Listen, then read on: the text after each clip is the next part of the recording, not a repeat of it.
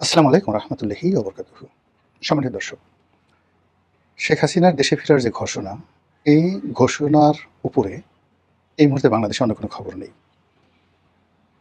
বাংলাদেশের রাজপথে আমি যখন আজকের এই অনুষ্ঠান করছি, ঠিক সেই সময়টাতে জেএনজি এইচএসসি যারা পরীক্ষা দিলেন, অর্থাৎ উচ্চ মাধ্যমিক যারা পরীক্ষা দিলেন, তারা শিক্ষামন্ত্রীর পদত্যাগের দাবিতে পুরো ঢাকা শহর কার্যত অচল করে রেখেছেন।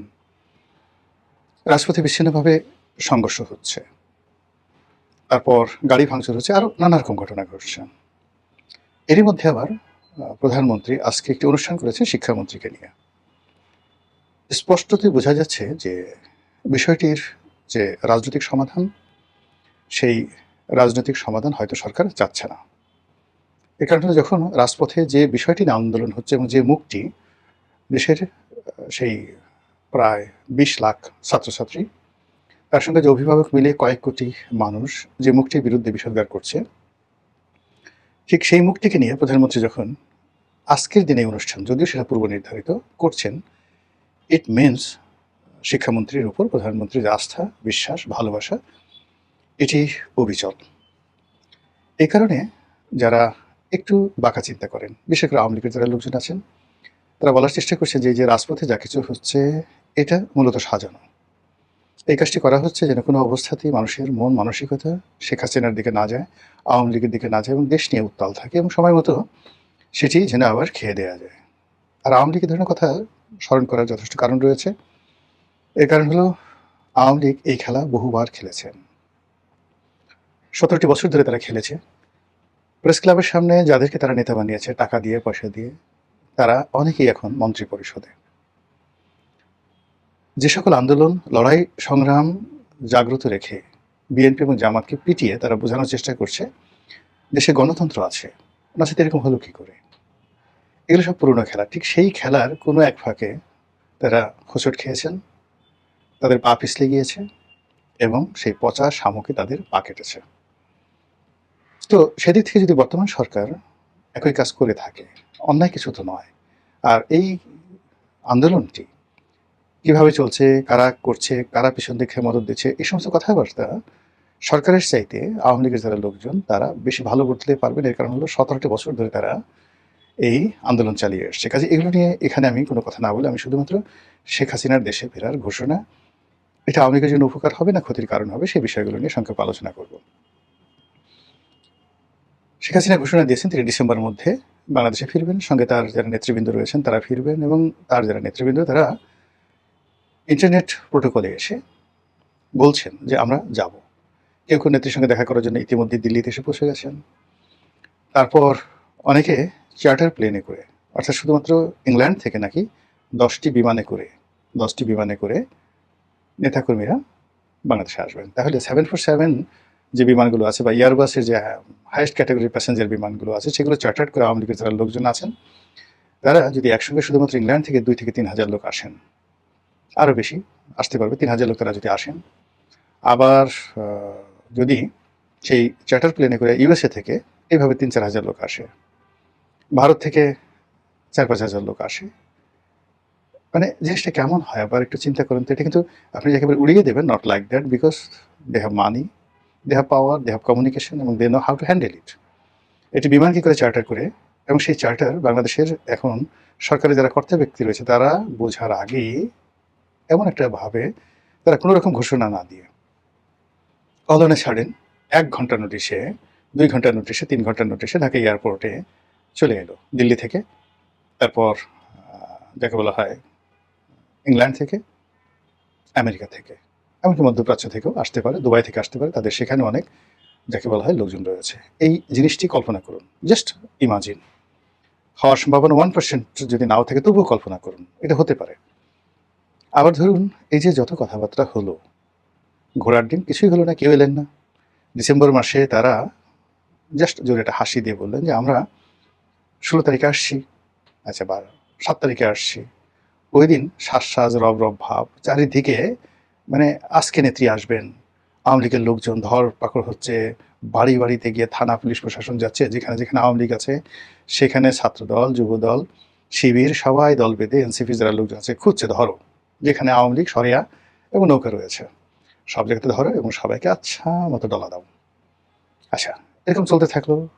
যারা সাধারণ মানুষ তারা অভিশাপ দেওয়া শুরু করলো, গালাগালি করা শুরু করলো, এবং যাদের যাওয়ার কথা এয়ারপোর্টে তারা কেউ গেলেন না, আর যাদের আসার কথা তারা কেউ এলেন না। তারা বিদেশে বসে বললেন যে শুধু আসতে চেয়েছি, এতেই এত ভয়, আর যদি আসতাম তাহলে কি হতো? এরকম নজির তো আছে রাজনীতিতে। এবার ধরুন 23শে জুন আওয়ামী লীগের প্রতিষ্ঠা বার্ষিকীতে বিরাট কিছু হবে, মানে বিরাট কিছু হবে, এবং আওয়ামী লীগ বিশেষ করে ইন্টারনেটে এবং টেলিফোনে তারা যে তৎপরতা দেখাচ্ছে, মনে হচ্ছে যে তারা সারা পৃথিবীর অধিকর্তা। যেখানে একটা নম্বর থেকে টেলিফোন করে বড় বড় পুলিশ কর্মকর্তাদেরকে গালাগাল করা হচ্ছে, বিভিন্ন মানুষকে হুমকি ধামকি দেওয়া হচ্ছে। তারপর বিভিন্ন force, cyber force, guerrilla force, ৭১ force, ২৪ force, অসংখ্য নামে বাকি সব ভয়ঙ্কর প্রোফাইল পিকচার তৈরি করে বিভিন্ন মানুষকে টেলিফোন করে তাদেরকে ভয় দেখানো হচ্ছে। আচ্ছা, তো এই যে ভয় দেখানোর তাদের যে কৌশল, সেই কৌশল তারা চালিয়ে যাচ্ছে। এবং একই সঙ্গে বিভিন্ন মাধ্যমে, যারা সামাজিক মাধ্যমে যোগাযোগ রাখেন তারা, এরপরে যারা আওয়ামী লীগ সরকারের জমানাতে অলিগার ছিলেন, আওয়ামী লীগ সরকারের আগে আমলে ১ নম্বর অলিগার ছিলেন সামরিক, বেসামরিক এবং পুলিশ কর্মকর্তারা। তখন একজন সচিব, সেটা যে নামে আপনি তাকে ডাকেন, যারা শেখ হাসিনার খুব কাছাকাছি ছিলেন, তাদের ক্ষমতা ১০০ জন মন্ত্রী বা এমপির সাথে বেশি ছিল। এরকম অনেক সচিব ছিলেন। এরপর কিছু ব্যবসায়ী ছিলেন, কিছু সাংবাদিক ছিলেন। মানে এই সব মিলে যে একটা অলিগার শ্রেণী, হাতে গোনা কয়েকজন ছাড়া প্রায় সবাই কিন্তু নিরাপদ দেশের বাইরে আছেন। সাম্প্রতিক সময় আপনি দেখবেন তারা সাক্ষাৎকার দিচ্ছেন, শেখ হাসিনাকে ডিফেন্ড করছেন, তাদের জমানাকে তারা ডিফেন্ড করছেন, এবং তারা যে কোনো অন্যায় করেনি সেই কথাগুলো বলার চেষ্টা করছেন। এর সিমটম তারা ডিসেম্বরের আগে অনেক কিছুই তছনছ করতে যাচ্ছে। কিন্তু এখানে যে বিষয়টি হলো যে আমরা যারা এই বাংলাদেশে আছি, এর বাইরে আওয়ামী লীগের যে সকল নেতাকর্মী বাংলাদেশে পালিয়ে আছেন, প্রকাশ্যে আছেন, হাত পা ধরে কোনো মতো বেঁচে আছেন, এক দুর্বিষহ জীবন আওয়ামী লীগের যারা নেতাকর্মী প্রকাশ্যে আছেন, তাদের পরিবার বলতে গেলে এখন গণিমতের মাল হয়ে গেছেন। তাদের ধন সম্পত্তি এগুলো আল্লাহর মাল হয়ে গেছেন। যে কেউ ইচ্ছা করে এই জিনিসগুলো দখল করে নিতে পারে, সেটা গুলশানের বাড়ি হোক কিংবা গাজীপুরের ফ্যাক্টরি হোক, ডাজ নট ম্যাটার। তো এই মানুষগুলোর যে দুর্বিষহ জীবন, তারা ডানে যেতে পারছে না, বামে যেতে পারছে না। ১৭ বছরে তারা শুধুমাত্র আওয়ামী লীগকে সাপোর্ট করেছেন, কিন্তু কখনো কোনো সুযোগ নেননি। এই সময়টাতে এসে আল্লাহর গজব এবং মানুষের গজব যুগপৎভাবে এদের উপরে এসে পৌঁছে গেছে। তো এই মানুষগুলো আর এক দফা দমন পীড়নের শিকার হচ্ছেন।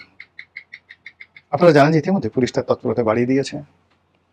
তারপর সরকার সমর্থক যে সকল রাজনৈতিক সংগঠন রয়েছেন তারা বেশ অ্যাডামেন্ট। মূল ব্যাপার হলো সরকার যায়, নতুন সরকার আসে, কিন্তু দমন পীড়ন ২ নম্বরে যে কাজগুলো আছে সেইগুলো আসলে পরিবর্তন হয় না, আরও খারাপ দিকে যায়। বিএনপি হয়তো ভালো কাজ করছে বেশ কিছু, কিন্তু আওয়ামী লীগের যে ভালো কাজগুলো সেগুলো তারা কোনো অবস্থাতেই কন্টিনিউ করতে চাচ্ছে না। ২ নম্বর হলো যে আওয়ামী লীগ জমানাতে যে ভালো কাজগুলো না হয়ে যে মন্দ কাজগুলো হয়েছে, তার একটাও এই জমানাতে বন্ধ না হয়ে আরও বহুগুণে বেড়ে গেছে। আজকে দেখলাম ইয়াবা একটা চালান ধরেছে, কক্সবাজার থেকে আসছিল, সেখানে স্বরাষ্ট্র মন্ত্রণালয়ের স্টিকার। বোঝার চেষ্টা করুন, কক্সবাজার থেকে আসছে, স্বরাষ্ট্রমন্ত্রীকে ব্যবহার করে, তার নাম ব্যবহার করে দুর্বৃত্তরা স্বরাষ্ট্রমন্ত্রীর এবং তার এলাকার বদনাম করার জন্য ইয়াবা ভরে, গাড়ি ভরে ভরে ইয়াবা আনছে, এবং সেই ইয়াবা সহ ধরা পড়ছে মহিলা। এই হলো দুর্বৃত্তপনার, যেখানে মানে এক বদিকেই পুরো রাষ্ট্র কন্ট্রোল করতে পারেননি। তো সেখানে যখন হাজার বদি দাঁড়িয়ে যাচ্ছে, এবং আগে যেখানে সামান্য ইয়াবা সেই আসতে, এখন ইয়াবা কেবলমাত্র বাংলাদেশে ব্যবহৃত হচ্ছে না, ঢাকাতে ব্যবহৃত হচ্ছে না, কক্সবাজার থেকে আসছে, ঢাকাতে ব্যবহৃত হচ্ছে, সারা বাংলাদেশের ডিস্ট্রিবিউশন হচ্ছে, এমনকি অন্য সীমান্ত দিয়ে ভারতে যাচ্ছে, অন্যান্য দেশে যাচ্ছে, এয়ারপোর্ট দিয়ে বিদেশে যাচ্ছে, ইউরোপে যাচ্ছে ইয়াবা। সেদিন মানে একজন একটা পার্সেল পাঠাচ্ছিল, বেশ একটা জুতা। তো সে বললো যে এটা এয়ারপোর্টে একটা ভয়ঙ্কর অবস্থা, এখন সন্দেহ হলে স্ক্যানিং করে একটু জুতার সোল মোটা দেখলে সেই জুতাটা কাটে, যেটার মধ্যে ইয়াবা পাচার করা হলো কিনা। এই ঘটনা এখন প্রতিনিয়ত ঘটছে, এবং যারা আন্তর্জাতিক যে কোম্পানিগুলো, ট্রান্সপোর্ট কোম্পানিগুলো লাইক ডিএসএল, ফেডেক্স, এই কোম্পানিগুলো মানে এখন তাদের ব্যবসা বাণিজ্য নিদারুণ হুমকির মুখে পড়ছে, তারা কাস্টমারদেরকে সার্ভিস দিতে পারছে না। এই যে মন্দ কাজগুলোর যে ক্রমবর্ধমান চাপ, এই চাপ আওয়ামী লীগের নেতাকর্মীরা আর নিতে পারছে না। মামলা হয়েছে, মোকদ্দমা হয়েছে, মার খেয়েছে, বাড়ি ছেড়েছে, যে কটা টাকা ছিল সেগুলো শেষ হয়ে গেছে এবং এমন একটা অবস্থায় পৌঁছে গেছে যে দেখা গেল একজন এমপি কিংবা একজন মেয়র বা একজন প্রশাসক, জেলা প্রশাসক মানে জেলা পরিষদের যিনি প্রশাসক ছিলেন, তো ওনারা অনেকেই পালিয়ে আছেন, যার হয়তো ৩-৪টা বাড়ি ছিল। এখন সে ঢাকা শহরে ২০-২৫ হাজার ৩০ হাজার টাকা দিয়ে একটা বাড়ি নিয়ে বা ভাড়া নিয়ে সে তার স্ত্রীকে ওখানে রেখেছে। আর সে বিভিন্ন এলাকাতে, স্ত্রী আছে ঢাকাতে, সে হয়তো আছে রংপুরে। এখন সে রংপুরে নেতাকর্মী বিভিন্ন লোকের কাছ থেকে সে এখন টাকা চাচ্ছে। মেয়র, একটা নামকরা মানে সিটি কর্পোরেশনের মেয়র। তাও কত যে ভাই আমাকে ৫,০০০ টাকা দেন, আমি তো চলতে পারছি না। আরেকজন বিখ্যাত ব্যক্তি, একেবারে বিখ্যাত ব্যক্তি, যার বিরুদ্ধে অভিযোগ সে ৪০০-৫০০ কোটি টাকা সে মেরেছে।